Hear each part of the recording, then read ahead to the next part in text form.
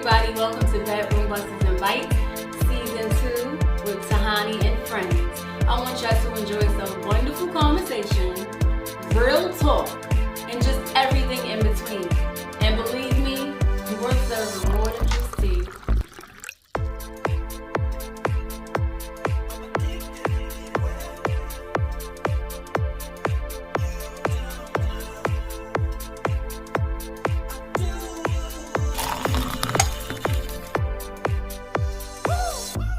Diddy bopped up the fire, evolved, whacking these fastball sliders and all. The Andrew McCutcheon of music I ball, translucent where you think that you seem dissolved. Got more things I'm bagging and getting it off. Got them more twitching and itching. Two girl is watching, I give her a fixing. Foreigns and line looking just like a stitching. But that ain't your broad and I'm all handcuffed.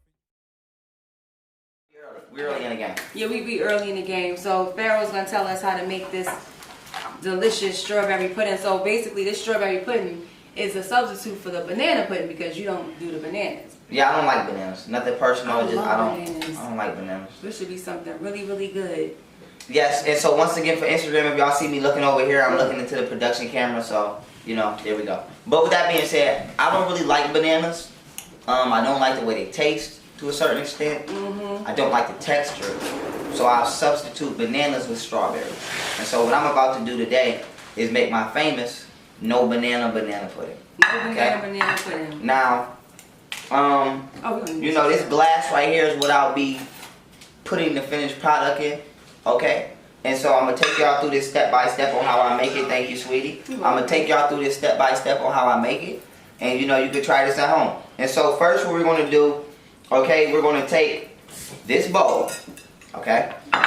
Just the big boy bowl right here. We're going to move this one. And thank you.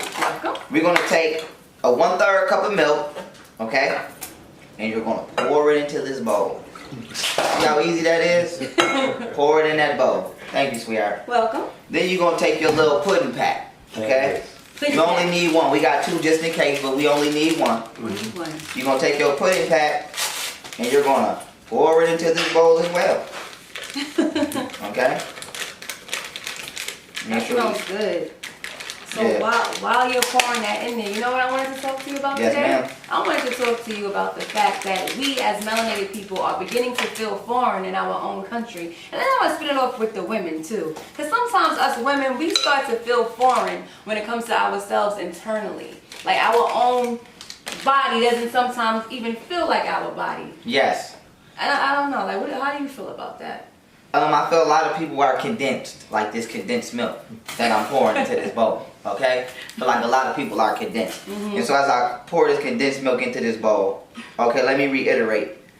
I believe, thank you, I believe, to answer the question in order that you asked it, people need to learn that the winner does not write history, the liar does.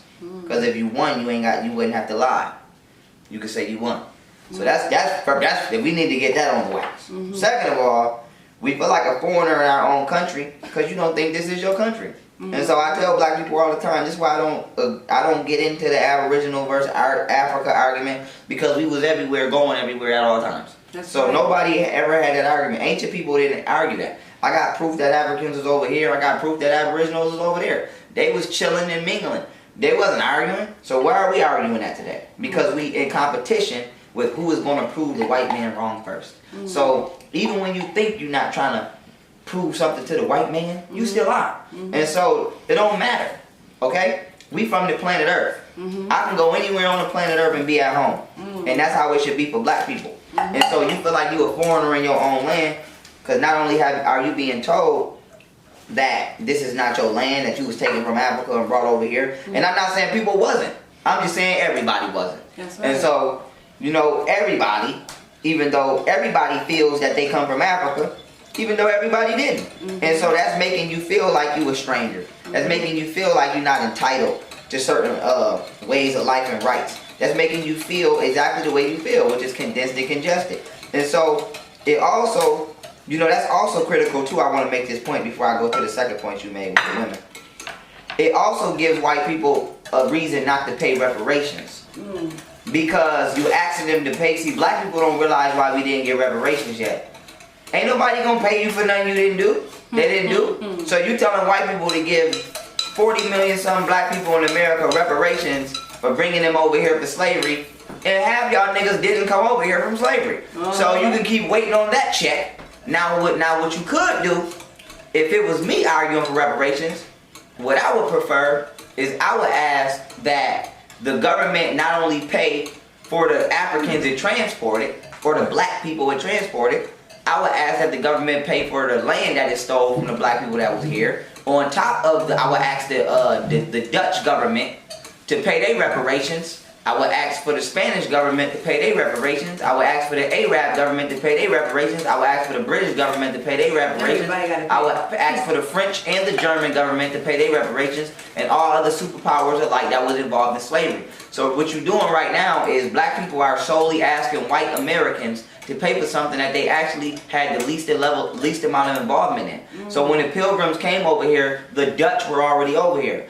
The Spaniards were already over here. The British were already over here. So you telling white people to pay for something that they got the shitty end of the deal. White people Europeans made the least amount of money from slavery when you calculate what the other superpowers made. So you know that's one of the main issues right there. Why y'all niggas feel foreign in your own land and why you ain't getting no reparations and you can keep waiting. And then for two, when it comes to women, you know, women need to be especially important.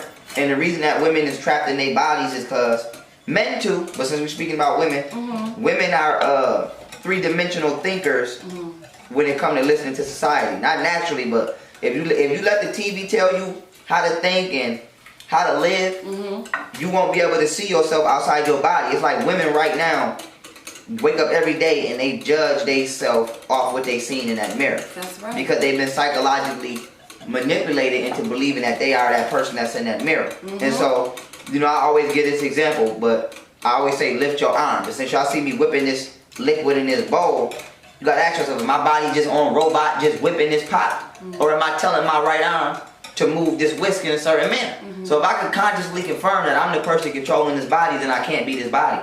So if I'm not this vessel, why would I live my whole life predicated upon this vessel? So that's women's problem. Most women don't have that psychological escape route to a fourth dimensional perspective. So they live their whole life trying to impress the person that they see in the mirror because they don't realize they're not the person in the mirror. Exactly. So they feel like clothes, makeup, hair, and all of these other things will advance them because they believe themselves to be the body. Yep. So, you know, they got to break that curse, man. It's a hex on the mind. They got to break that hex. And women should be especially more conscious of themselves in this day and time, especially since y'all are the #1 targets in society. So black men think that we the #1 most targeted. That's not true, because we can't raise no nation. That's right. We only can protect it. That's right. Black women are the #1 most targeted. So like, you know, we were speaking on things earlier, such as like how they, you know, put certain chemicals in the tampons, or, you know, the pads that give you cancer. You know, they put certain metals in the bras that give you cancer. And just small deviant things that they do, you know. Birth control is supposed to help you. That tear you apart inside. Yeah, just all kinds of little things they do to women. Like women that you can't even get on a period without somebody trying to commit biochemical warfare on you. You can't even just have a period. So once a month you under chemical attack. Once a month for sure. So, you know, women got to really realize what it is, especially black women, and be able to maneuver that and counteract that. You know what, and also to piggyback off of what you were saying too, even when it comes to, like I said, women feeling like foreigners in their own body, when you're doing all of these things to the exterior, it's gonna also help influence whatever it is that you feel already feeling foreign. You're putting fake hair in your head. You're putting on fake lashes. That's not you. So of course you're gonna feel foreign because you're putting all this foreign shit on yourself that don't even belong to you. And then when you said you looking at yourself in the mirror, that's not even you. Because first of all, you don't have your own lashes. I got on lashes today, guys. Listen, people, that's like... You don't have your own lash. You don't have your own hair. You know what I'm saying? You bleaching your skin. You doing everything to take yourself further away from who you really are. I agree. You know? So... It's like Halloween come around and you put on a costume talking about you a real nigga. That's Peter Pan. That's not you. So people got to realize that that's what we do. We playing dress up every day. And then we telling people to acknowledge the characters and the roles that we playing. Like... Samuel Jackson doesn't honestly believe he's that person in the movie. It's a character. But the problem with y'all is y'all actually believe that y'all that person that y'all get up and dress as every day. And so until you get rid of that little illusion, you're going to continue to try to create illusional constructs that support that module of reality. So women, you know, I encourage women especially, man, get y'all minds right, because y'all got the power to lift us up. Yep. Just like y'all got the power to hold us back. And men, and I feel like men too, thank you, I feel like men too have an obligation to ride with a woman, because we got to show them that we going to stand by them lifting up this nation. So I feel like most black men don't support black women. Like, let's say the natural hair thing. Most black men, thank you, don't support natural hair when it comes to black women. Not because we don't like it, but because niggas are scared to tell white people we like it. So niggas are scared to look at that white woman and say, you cute, but I like this better. So, you know, it's hard, you know, to get people to understand what I'm trying to say, but I believe I do a good job. I think you're doing a good job. Yes, and where I'm going with this is, long story short, black women need to learn to love themselves so that our community can actually go somewhere. Yes, black men need to learn to support black women loving themselves so that way they can feel confident in doing so. That's right. It all boils down to this. Black men don't not support black women because we don't like it. Most black men are afraid to tell white people that we like that better than what they told us that we should like. That's all it boils down to. That's what it comes down to. So niggas gonna play around and say, I think all black women is beautiful. I think all women beautiful too, but I don't think nobody look better than my mama, nigga. That's not what you talking about. So niggas gonna try to take the high road and be like, I think all women are beautiful. Yeah. I don't see color. I don't see color. I do. See woman. I do. If I didn't see color, I wouldn't know the difference between water and piss. That's right. So, color and colors are important. It's a whole branch of science called colorology. Yep. And colorology is the study of how you psychologically and biologically respond to color stimuli via the retina of your eyes. So you can sit here and say colors ain't important. It's a whole branch of science that tell you how important colors are. You take that green that's supposed to be money, that's pink. You ain't taking it to 7-Eleven. Right. Listen, if people say color ain't important, but if you was in a portal and there was two realms that was optional for you to go to, and one was green and beautiful and vibrant and pink, and the other one was all white and snowing, where would you go? You gonna go to the tropical, colorful place with your non-color seeing ass. So don't play with me. You see color. You just don't see color when it's time to stand up for your color. That's right. You don't see it all, and because also they've been bullied into thinking that if they stand up for themselves, there's gonna be consequences and repercussions to pay. So they're gonna throw them. They're gonna throw their own people and themselves under. And it might be, but I got the check to pay it. So it might be like it's like black men. What y'all want? Like, just be real with you. What you want? An easy bake revolution? The easy breezy, beautiful cover girl revolution? It's gonna be consequences. You might take a loss. Yeah. But you gotta love yourself to where the loss is. It's worth it to me. If I go, what I do right now, if somebody grenade my house, I'll have no regrets. Cause I said some real stuff before I went. So we ain't even asking nobody, not saying we, just me and her, but speaking hypothetically, hey, we ain't even asking you to do nothing. We just saying for you to say something. Y'all niggas ain't even saying. They don't want to because they don't want to stand alone. Because standing alone, you just might end up fighting alone. Now that's the problem. Now that's real what you said, and then let's analyze what you said. Nobody want to stand alone. Nope. But then you want the and let me update y'all where I'm at. So we have the vanilla pudding mix in this bowl. I could have used some heavy cream along with the vanilla extract, but we used Cool Whip that was already made. Put a little bit of vanilla extract in here, and then what we do is we don't put 100% of the Cool Whip into the banana pudding. We put about 80%, and we save a little bit in the bowl so that we can use it as topping at the end of the banana pudding. Okay. So coming back to what she said, men don't want to stand alone, but then they want to be respected for being kings. It ain't no 20 kings in one place. You alone. So it's like, nigga, what you talking about? You want them to talk about you, you want the respect and the title of a man, but then you don't want to play the position of a man. It's like if you want to be a lame and running a group, then do that. But you want to be a lame and running a group, but then you want a woman to respect you as a powerful individual. It don't work like that. So, most of y'all niggas is quiet as it's kept. You waiting on your nigga mixtape to drop. You ain't even waiting on yours. But then you want your woman to jack you. So it's like, we not about to play this game no more, man. Either y'all gonna get down and help us understand, and help bring some understanding of this place. Yeah, help bring some understanding into this world or you're not. But we not gonna play the, you know, the everybody, everything's everything game and the love everybody game for the rest of our lives and the whoop-de-woos and the whoop-de-wop. We're not gonna do that. So at the end of the day, it comes down to, are we gonna love each other and uplift each other by any means necessary, or do we got an excuse for why y'all niggas is weak? But then you also know something too. I'm just gonna jump off of what you said too, Yes. as far as loving ourselves and loving each other. I learned too that everyone's definition of love is different. You know what I'm saying? And it's all go back to the foundation that it was set with you being a child.